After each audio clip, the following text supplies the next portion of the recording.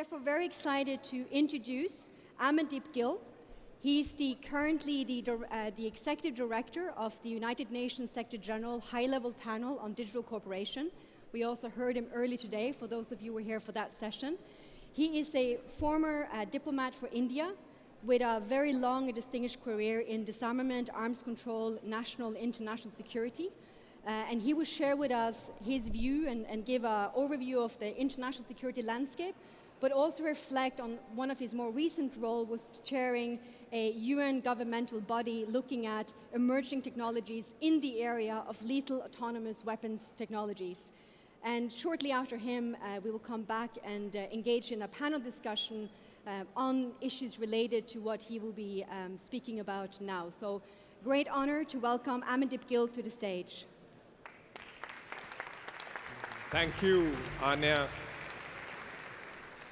And like you, I want to use this opportunity to thank Sarah and her team for putting on a great show, an amazing conference, great participation, great balance in terms of the themes chosen, and an incredibly impressive participation of youth, women, and girls. So let's give her and her team a big hand.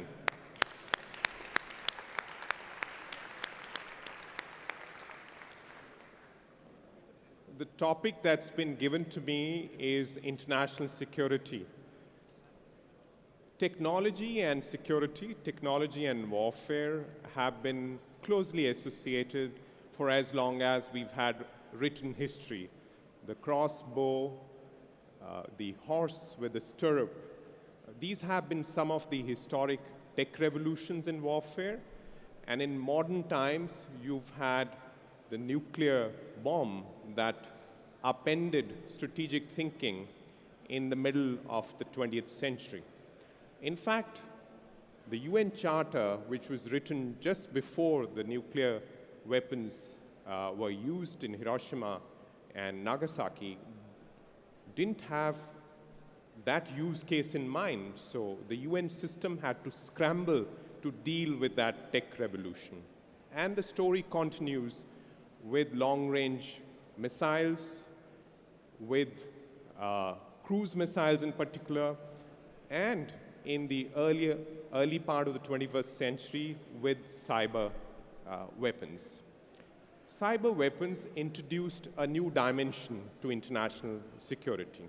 We were familiar with hacking, with criminal activity using cyber tools, but when states or non-state actors associated with states begin to use these tools for national security, for defense or offense, the equation changes.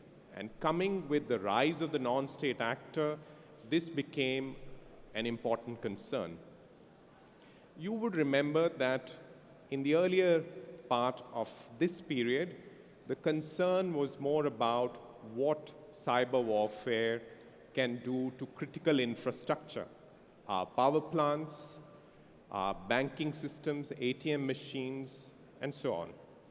But recently, there has been a very critical shift, and that shift is from the harder infrastructure to concerns about softer infrastructure, to the infrastructure of institutions and ideas.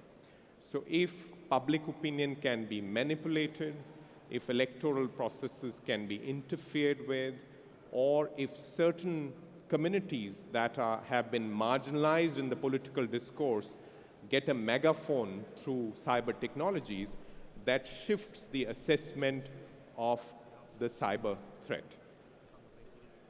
And this brings us to artificial intelligence. AI brings together the cyber and the physical domain in ways that are unprecedented.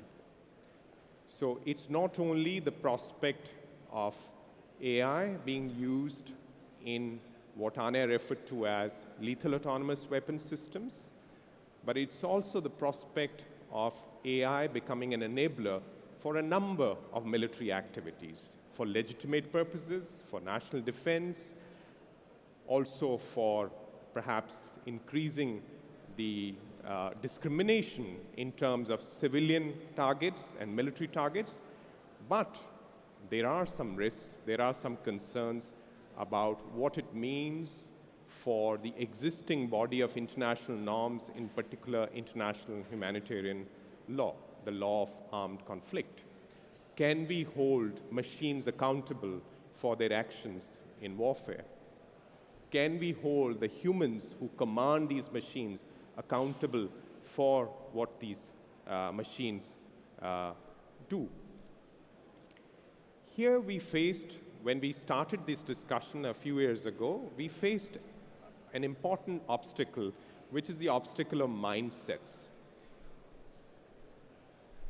Diplomats, military specialists, lawyers are used to looking at weapons as discrete objects. They are used to looking at weapons and the wielder as two separate entities. So when the weapon fuses with the wielder, or when the weapon is not a discrete countable object, it is perhaps lines of code that come together with existing physical systems, then how do you regulate this domain? So this is a problem that we started grappling with a few years ago, and there has been some interesting progress in this domain. Our previous speaker referred to certain principles that Google came up with for responsible use of AI. One of that was about accountability towards people. Now, we had to establish in this domain new ways of underlining accountability in terms of international humanitarian law, ensuring that responsibility for lethal action in warfare can be traced to humans, ensuring that human agency stays within bounds that are familiar to us so far. So there has been progress on this, and I'd be happy to talk about it at a later stage during our discussion. So I want to now go back to Anya so that she can introduce the rest of the panel. Thank you.